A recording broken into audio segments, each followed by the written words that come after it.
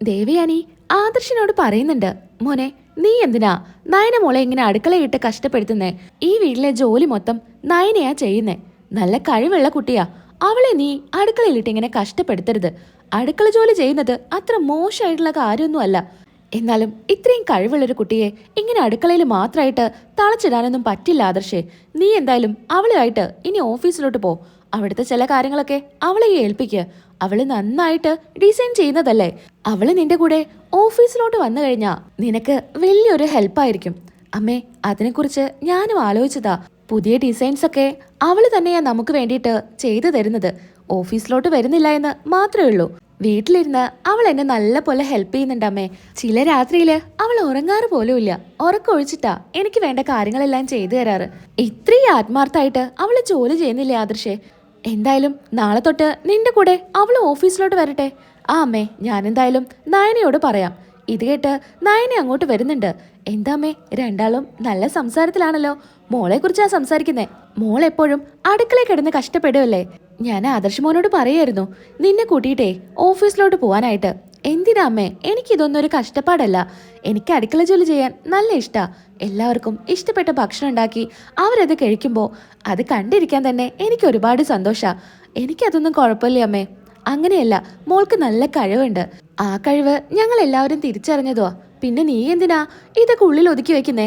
ആദർശിനെ മോള് നല്ല രീതിയിൽ സഹായിക്കുന്നുണ്ടെന്ന് മോൻ എൻ്റെ അടുത്ത് പറഞ്ഞു. എന്നാ അത് ഓഫീസിൽ പോയി നല്ല രീതിക്ക് ചെയ്യണം. എന്നാലേ എല്ലാവർക്കും ഒരു വിലയുണ്ടായിരിക്കൂ. ഇപ്പൊ തന്നെ കണ്ടില്ലേ ആ അനാമിക പറയുന്നത്? നിന്നെ ഇവിടെ വേറൊരു വേലക്കാരിയെ പോലെയാ കണ്ടിരിക്കുന്നത്. അതുകൊണ്ടല്ലേ നിന്റെ അടുത്ത് ഭക്ഷണം ഉണ്ടാക്കി തരാനും അങ്ങോട്ടും ഇങ്ങോട്ടും തട്ടിക്കളിക്കാനൊക്കെ അവർ നിൽക്കുന്നേ. അതുകൊണ്ടേ ഇനി തൊട്ട് രാവിലെ ആദർശിന്റെ കൂടെ നീ ഓഫീസിലോട്ട് പോണം. അടുക്കള ജോലിയൊക്കെ ഇവിടെ മറ്റു പലരും ഉണ്ട്, അവർ ചെയ്തോളും. എല്ലാ ജോലിയൊന്നും നീ ചെയ്യണ്ട. മോൾക്ക് മുത്തശ്ശിന്റെയും മുത്തശ്ശിയുടെയും കാര്യം ഓർത്തിട്ടാണെങ്കിൽ ഒട്ടും വിഷമിക്കണ്ട. ഞാൻ ഇവിടെ ഉണ്ടല്ലോ, അവരുടെ കാര്യങ്ങള് ഞാൻ നോക്കിക്കോളാം എന്ന് ദേവയാനി പറയാണ്. നയനയാണെങ്കിൽ ആദർശിന്റെ മുഖത്തോട്ടൊക്കെ നോക്കിയിട്ട് ശരി അമ്മയെന്ന് പറയുന്നുണ്ട്. അങ്ങനെ ദേവയാനി അവിടെ നിന്ന് പോവാണ്. ആദർശാണെങ്കിൽ നയനയുടെ അടുത്ത് പറയുന്നുണ്ട്, ഇപ്പോഴാ ഞാൻ ഒരുപാട് സന്തോഷിക്കുന്നേ. അമ്മ നിന്നെ എത്രമാത്രം മനസ്സിലാക്കുന്നുണ്ടെന്നും നിന്നെ സ്നേഹിക്കുന്നുണ്ടെന്നും എനിക്കിപ്പോൾ മനസ്സിലായി. എന്തായാലും നീ പറഞ്ഞ പോലെ ഒരു സമയത്ത് അമ്മ നിന്നെ സ്നേഹിക്കുമെന്ന് നിനക്കൊരു ഉറപ്പുണ്ടായിരുന്നല്ലോ, അതിപ്പോ നടന്നല്ലോ. ഇനിയിപ്പോ മുത്തശ്ശിന്റെയും മുത്തശ്ശിയുടെയും ഒരു വലിയ ആഗ്രഹം നമുക്കൊരു കുഞ്ഞെന്നുള്ളത്. അതുകൂടെ നമുക്കവർക്ക് സാധിച്ചു കൊടുക്കണ്ടേ എന്ന് നയനയോട് പറയുമ്പോൾ നയനയ്ക്ക് ചെറുതായി നാണമൊക്കെ വരുന്നുണ്ട്. എന്തായാലും നാളെ രാവിലെ റെഡിയായി എൻ്റെ കൂടെ ഓഫീസിലോട്ട് പോരെന്ന് ആദർശ് പറയുന്നുണ്ട്. അങ്ങനെ പിറ്റേ ദിവസമാണ് കാണിക്കുന്നത്. പിറ്റേ ദിവസം രാവിലെ തന്നെ അടുക്കളയിലോട്ട് അനാമിക വരുന്നുണ്ട്. ചായക്കായിട്ടായിരിക്കും വരുന്നുണ്ടായിരിക്കുക. അടുക്കളയിലാണെങ്കിൽ നമ്മുടെ നയനയെ കാണുന്നുണ്ടായിരിക്കില്ല. പെട്ടെന്ന് തന്നെ ജാനകിയോട് പോയി ചോദിക്കുന്നുണ്ട്, അമ്മ എത്ര നേരമായി, ഇതുവരെ എനിക്കൊരു ചായ പോലും കിട്ടിയിട്ടില്ല. എനിക്കും കിട്ടിയില്ല മോളെ, ഞാനും ഇന്ന് ചായ കുടിച്ചിട്ടില്ല. എല്ലാവർക്കും ചായ ഇട്ട് കൊണ്ടുതരാറാണ് പതിവ്. ഇന്ന് അവളെ കണ്ടില്ല. ആ അമ്മേ, അവളാണെങ്കിൽ റൂമിലോട്ടല്ലേ ചായ ആയിട്ട് വരാറ്. ഇന്നാണെങ്കിൽ അവള് വിളിക്കുന്നും കണ്ടില്ല. ഇത് കേട്ട് ദേവയാനി വരുന്നുണ്ട്. എന്താ രണ്ടാളും രാവിലെ തന്നെ വലിയ ചർച്ചയിലാണല്ലോ? എന്താ കാര്യം? വല്യമ്മേ, ഇത്ര നേരമായിട്ട് ചായ കിട്ടിയില്ല. ചായ കിട്ടിയില്ലെന്നോ? ചായ ഉണ്ടാക്കാനുള്ള എല്ലാ ഇതാ അടുക്കളയിലുണ്ട്, പോയിട്ട് കുടിക്ക്. അതല്ലല്ലോ പതിവ്. നയനയല്ലേ ചായ കൊണ്ട് തരാറ്, അത് ചോദിച്ചതാ. നയന ഇനി തൊട്ടേ നിങ്ങൾക്ക് ചായയുമായിട്ട് വരില്ല. ഇനി തൊട്ടേ നീ അടുക്കള കയറിയാ മതി. നീ പോയിട്ട് എല്ലാവർക്കും ഉള്ള ചായ ഇട്ട് വാ. എന്താ വല്യമ്മേ, വല്യമ്മ ഇങ്ങനെയൊക്കെ പറയുന്നേ? എന്തേ, നിനക്ക് ചായ ഉണ്ടാക്കാൻ അറിയില്ലേ? അതല്ല വല്യമ്മേ, അവളാണെങ്കിൽ എല്ലാവർക്കും ഓരോ രീതിയിലുള്ള ചായ ഉണ്ടാക്കുന്നേ. എനിക്ക് അങ്ങനെയൊന്നും ഉണ്ടാക്കാൻ അറിയില്ല. ഒരാൾക്ക് കടുപ്പം കൂടുതൽ, ഒരാൾക്ക് മധുരം കുറവ്, ഒരാൾക്ക് കുറച്ച് മധുരം കൂടുതൽ. ഇങ്ങനെയൊക്കെ നോക്കി എനിക്ക് ചായ ഒന്നും ഉണ്ടാക്കാൻ അറിയില്ല വല്യമ്മേ. അവളും ഇതൊന്നും പഠിച്ചിട്ടൊന്നുമല്ല ഇങ്ങോട്ട് വന്നത്. ഇവിടെ വന്ന എല്ലാവരുടെയും ഇഷ്ടങ്ങൾ നോക്കിയിട്ട് അവള് തന്നെയാ എല്ലാം പഠിച്ചത്. അതുപോലെ നീയും പഠിക്കണം. എന്താ ഏട്ടത്തി, അവള് കുഞ്ഞല്ലേ, അവളെ കൊണ്ട് ഇങ്ങനെയൊക്കെ ചെയ്യിക്കാൻ പറ്റുമോ? കുഞ്ഞോ? എപ്പോഴും നീ പറയുന്ന വാക്കാ കുഞ്ഞാ കുഞ്ഞാ എന്ന്. 10-24 വയസ്സായി, ഇപ്പോഴും കുട്ടിയാണെന്നും പറഞ്ഞ് അവളെ നീ എടുത്തേ തലയിലൊന്നും കയറ്റി വെക്കണ്ട. ഒരു ദിവസം നീ തന്നെ അവളെ എടുത്ത് താഴത്തോട്ടിടും. ഞാനും ചായ കുടിച്ചിട്ടില്ല. വേം പോയിട്ട് അനാമിക ചായ ഇട്ടുവാ. വല്യമ്മേ, സത്യമായിട്ടും എനിക്ക് അറിയില്ല വല്യമ്മേ. ഞാൻ ചായ ഉണ്ടാക്കിയാ നിങ്ങൾ ആരും നേരാവണ്ണം കുടിക്കില്ല, അത് ഉറപ്പാ. അങ്ങനെയൊന്നും പറ്റില്ല അനാമികയെ, നീ ഇതൊക്കെ പഠിച്ചിരിക്കണം.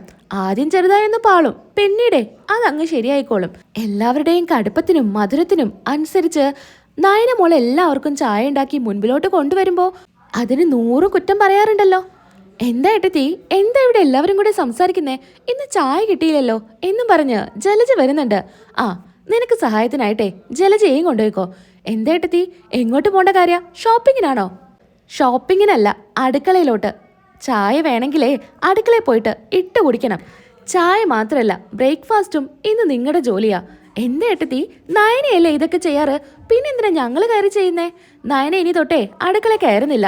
നയന ഇന്ന് തൊട്ട് ഓഫീസിലോട്ട് പോവാ. ഇനി തൊട്ട് ഓരോ ദിവസം ഓരോരുത്തർ അടുക്കള കയറിയാൽ മതി. ഞാനും ഉണ്ടാക്കാം, എനിക്കും വലിയ മടിയൊന്നുമില്ല. എന്തായാലും ഇന്ന് അനാമിക പോയി ചായയും രാവിലത്തേക്കുള്ള ബ്രേക്ക്ഫാസ്റ്റും തയ്യാറാക്കുക. കൂടെ ജലജയും കൊണ്ടുപോക്കോ. ഏട്ടത്തി, എനിക്ക് പ്രത്യേകിച്ചൊന്നും ഉണ്ടാക്കാൻ അറിയില്ലേ. ഒരുപാട് കാലം മുൻപെയാ ഞാൻ എന്തെങ്കിലുമൊക്കെ തയ്യാറാക്കിയിട്ടുള്ളത്.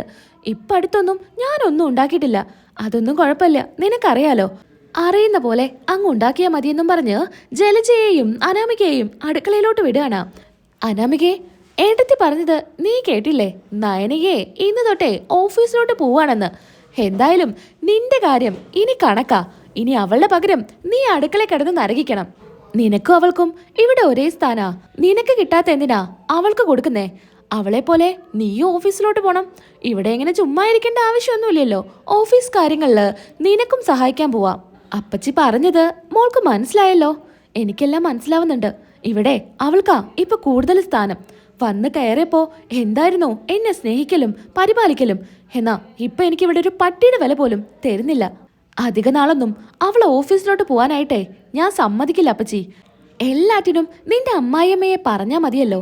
നിന്റെ അമ്മായിമ്മ നിലയ്ക്ക് നിൽക്കണമായിരുന്നു. അല്ലെങ്കിലേ ഈ ഗതിയൊക്കെ വരും. ഇവിടെ എല്ലാറ്റിനും സ്വാതന്ത്ര്യവും അധികാരവും ഉള്ളത് ആ ദേവയാനി ഏട്ടത്തിക്കാ, അല്ലാതെ നിന്റെ അമ്മായിമ്മയ്ക്കല്ല. ആദ്യം അത് കയ്യിലടക്കാനായിട്ട് നിന്റെ അമ്മായിമ്മയുടെ അടുത്ത് പറ. എന്നിട്ട് മതി ബാക്കി കാര്യങ്ങളൊക്കെ. ഇനിയിപ്പോ എല്ലാവർക്കും വേണ്ട ചായയും ബ്രേക്ക്ഫാസ്റ്റും ലഞ്ചും ഡിന്നറൊക്കെ തയ്യാറാക്കി ഈ അടുക്കളയിൽ തന്നെ അങ്ങ് കൂടാം. ഇനി അതായിരിക്കും നിന്റെയും എന്റെയും ഒക്കെ ഗതി എന്ന് ജലജ പറയാണ്. ഇതൊക്കെ കേട്ട അനാമികയ്ക്ക് അങ്ങ് ദേഷ്യം വരുന്നുണ്ട്. നയനയാണെങ്കിൽ ഓഫീസിലോട്ട് ഇറങ്ങാനായിട്ട് നിൽക്കുമായിരിക്കും. ആദർശിന്റെ അടുത്ത് നയന പറയുന്നുണ്ട്, അമ്മ പറഞ്ഞ കാരണ ഞാൻ ഇന്ന് രാവിലെ അടുക്കളയിൽ കയറാഞ്ഞത്. ഇനിയിപ്പോ ബ്രേക്ക്ഫാസ്റ്റോ ചായയോ ഒക്കെ ആയോ എന്ന് അറിയില്ലല്ലോ ആദർശേട്ടാ. അതൊക്കെ ആയി കാണും. അമ്മയല്ലേ നിന്റെ അടുത്ത് പറഞ്ഞേ നീ ഇന്ന് അടുക്കള കയറണ്ടായെന്ന്. അപ്പൊ പിന്നെ അമ്മ അവരെ കൊണ്ട് ചെയ്യിച്ചിട്ടുണ്ടായിരിക്കും. നീ അതൊന്നും ഓർത്ത് വിഷമിക്കണ്ട. നീ വേഗം റെഡിയാവ്, ഓഫീസിലോട്ട് ഇറങ്ങാൻ സമയമായി എന്നും പറഞ്ഞ് നയനയെ റെഡിയാക്കുകയാണ്. അങ്ങനെ നയന സാരിയൊക്കെ മാറ്റി ചുരിദാറൊക്കെ ഇട്ടിട്ടായിരിക്കും ഓഫീസിലോട്ട് ഇറങ്ങുന്നത്. ആദർശാണെങ്കിൽ നയനയെ ആ വേഷത്തിൽ കണ്ടിട്ട് ഒരുപാട് സന്തോഷിക്കുന്നുണ്ട്. എന്താ ആദർശേട്ടാ ഇങ്ങനെ നോക്കി നിൽക്കുന്നേ? നിന്നെ ഞാന് ഈ വേഷത്തില് ഇടയ്ക്കല്ലേ കാണാറുള്ളൂ. എപ്പോഴും നീ സാരിയല്ലേ ഉടുക്കാറ്. എങ്ങനെയുണ്ട്, ഭംഗിയുണ്ടോ? പിന്നെ നല്ല ഭംഗിയുണ്ട്. നീ സാരി ഉടുത്താലും ചുരിദാർ ഇട്ടാലും രണ്ടും രണ്ട് ഭംഗിയാ. മതി പുകഴ്ത്തിയത്. എന്തായാലും ഇറങ്ങാൻ നോക്കാം എന്നും പറഞ്ഞ് രണ്ടുപേരും ഓഫീസിലോട്ട് ഇറങ്ങാണ്. മുത്തശ്ശനും മുത്തശ്ശിയും ദേവയാനിയും ഒക്കെ ചായയും കുടിച്ച് അവിടെ ഇരിക്കുമായിരിക്കും. ചായ വസ്തുവിന് നന്നാവില്ല, അത്രയും വൃത്തികെട്ട ചായ ആയിരിക്കും ഉണ്ടാക്കി കൊടുത്തു കാണാം. അതിനെക്കുറിച്ചൊക്കെ സംസാരിച്ചായിരിക്കും ഇരിക്കുന്നുണ്ടായിരിക്കാം. നയന ചുരിദാറൊക്കെ ഇട്ട് വരുന്ന കാണുമ്പോൾ മുത്തശ്ശനും മുത്തശ്ശിക്കൊക്കെ ഒരുപാട് സന്തോഷമാവുന്നുണ്ട്. എൻ്റെ അടുത്ത് ദേവയാനി പറഞ്ഞു, ഇന്ന് തൊട്ട് മോള് ഓഫീസിൽ പോകുന്നുണ്ടല്ലേ? നല്ല കാര്യം. ഞാൻ ഇക്കാര്യം പറയണമെന്ന് കരുതിയതാ. ഇവിടെ എന്തായാലും മോൾ അടുക്കളയിൽ കിടന്നിട്ട് മോളുടെ കഴിവൊന്നും നശിപ്പിക്കേണ്ട. മോൾ എന്തായാലും ഓഫീസിലോട്ട് പോ. അവിടെ പോയിട്ട് നല്ല ഡിസൈൻസ് ഒക്കെ വരച്ച് ആദർശിനെ സഹായിക്കുക എന്നൊക്കെ മുത്തശ്ശൻ പറയാ. എന്തായാലും ബ്രേക്ക്ഫാസ്റ്റ് കഴിച്ചിട്ട് ഇറങ്ങാ എന്നും പറഞ്ഞ് എല്ലാവരും ബ്രേക്ക്ഫാസ്റ്റ് കഴിക്കാനായിട്ട് പോവാണ്. എന്നാ ബ്രേക്ക്ഫാസ്റ്റ് ഒക്കെ ആയി കാണും. അതൊക്കെ കഴിക്കാനിരിക്കുമ്പോഴായിരിക്കും അതിന്റെ ടേസ്റ്റ് മനസ്സിലാവുന്നത്. ഇന്ന് നയനമോളല്ല അടുക്കള കയറിയത് അല്ലേ? അതിന്റെ കാണാനുണ്ട്. എനിക്ക് കിട്ടിയ ചായ അതിനെക്കുറിച്ച് പറയാതിരിക്കുന്ന ഭേദമെന്ന് മുത്തശ്ശൻ പറയാണ്. അങ്ങനെ ചപ്പാത്തിയും കറിയൊക്കെ കഴിക്കുകയാണ്. കഴിച്ചിട്ടാണെങ്കിൽ ഇറക്കാനും വയ്യ തുപ്പാനും വയ്യ എന്നുള്ള അവസ്ഥയിലായിരിക്കും.